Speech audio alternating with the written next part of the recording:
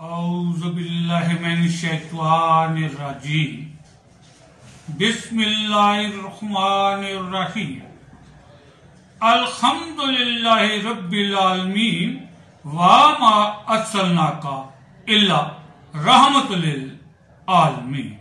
अम्मा बाद मौजूद नाज़रीन अस्सलाम वालेकुम। हकीम सिकंदर हैदी नाम मेरा, सेहत सबके लिए है पैगाम मेरा। सेहत भरी बातों से मुसलसल आगाह रहने के लिए लाल लफ्जों के बटन को दबाकर हमारे चैनल को करें सब्सक्राइब और साथ ही घंटी के निशान को भी जरूर दबाएं। नाजरीन, बज़्म सेहत की इस नशिस्त में बात करते हैं यूरिक एसिड की। यूरिक एसिड एक कलमी तेजाब का नाम है जो खून और पेशाब में कुदरती तौर पर मौजूद होता है, मगर जब ये हद से बढ़ जाए तो अजाब बन जाता है। इसकी मुनासिब मिकदार ख्वातीन में 5.5 मिलीग्राम फीसद और मर्दों में 7 मिलीग्राम फीसद होती है।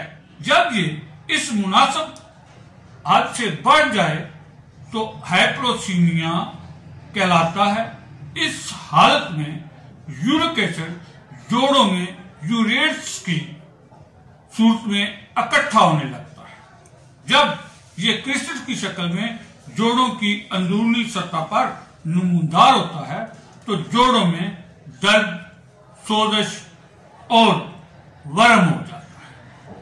इसकी अलामत अक्सर मरीज के टखने, एड़ी, पांव के अंगूठे और उंगलियों के कुर्बो ज्वार से जाहिर होती हैं और फिर आहिस्ता आहिस्ता तमाम जोड़ों को मुतासर करने लगता है।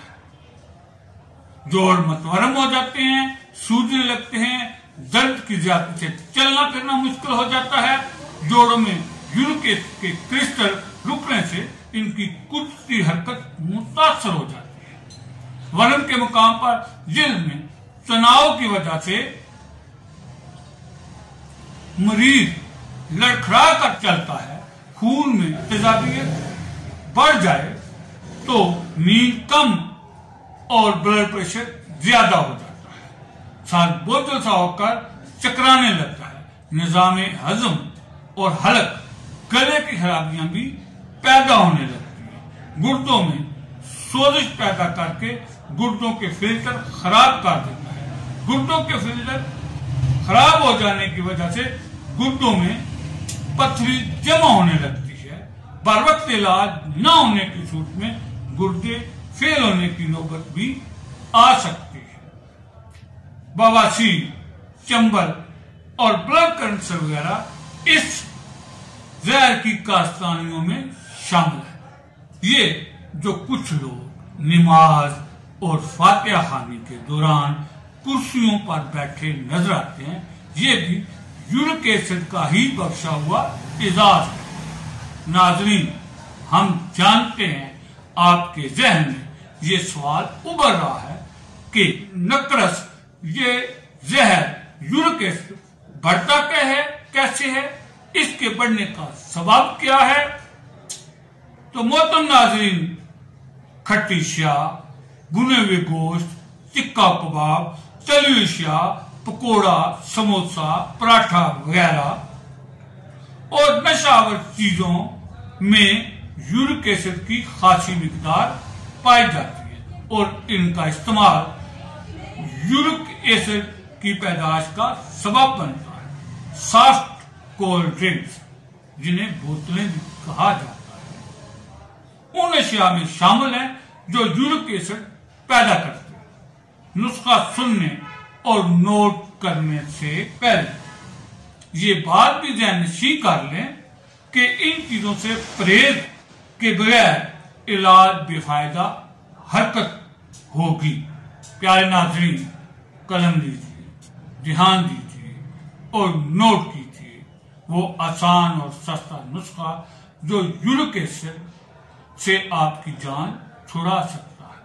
नुस्खा का पहला जुज़ है अस्पंद, इसे हरमल भी कहते हैं। अस्पंद, हरमल 200 ग्राम। दूसरे नंबर पर है गोखरू, जिसे पाखड़ा भी कहा जाता है। गोखरू यानी पाखड़ा 200 ग्राम। तीसरे नंबर पर है इलायची सब्ज 50 ग्राम। चौथी चीज है हल्दी 50 ग्राम। पांचवी और आखिरी चीज है पूजा मिश्री या चीनी, यानी दोनों में से एक चीज लेनी है, या पूजा मिश्री या चीनी। ये है जी 200 ग्राम। इन तमाम चीजों को इलादा पीस कर मिला लें यकजान कर। दुआ नुस्खा तैयार है। बात तरीका इस्तेमाल की, तो तरीका इस्तेमाल कुछ यूं है कि दिन में 3 बार, यानी सुबह दोपहर शाम इस्तेमाल करना है। हर बार खुराक की मिकदार आधा छोटा चम्मच यानी निसफ टीस्पून के बराबर होना चाहिए। जी सादा पानी के साथ लेना है। और हाँ, ये बात भी है कि शुगर ज़ियादतीस के मरीजों के लिए पूजा मिश्री या चीनी के बगैर बनाया जाए। मजीद ये कि जो लोग सबूत की शक्ल में खाना पसंद ना करते हों, उनको बड़े साइज फुल साइज कैप्सूलों, जिन्हें 00 कैप्सूल कहा जाता है, में भर कर दिया जा सकता है। इस सूरत में 2 कैप्सूल, जी हाँ, इस सूरत में 2 कैप्सूल हर बार खाना होंगे, यानी 2 कैप्सूल दिन में 3 बार, सुबह दोपहर शाम। चंद हफ्तों के इस्तेमाल से यूरिक एसिड और उससे पैदा होने वाली बीमारियां खत्म हो जाएंगी।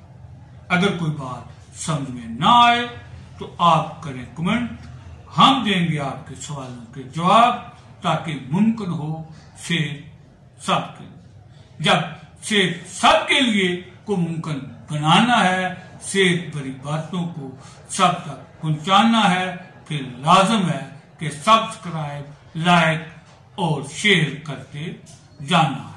हमारी दुआ है अल्लाह तबारक व तआला आपको हमेशा हमेशा तंदुरुस्त तवाना रखे। आमीन सुम्मा आमीन। शाद रहें, आबाद रहें।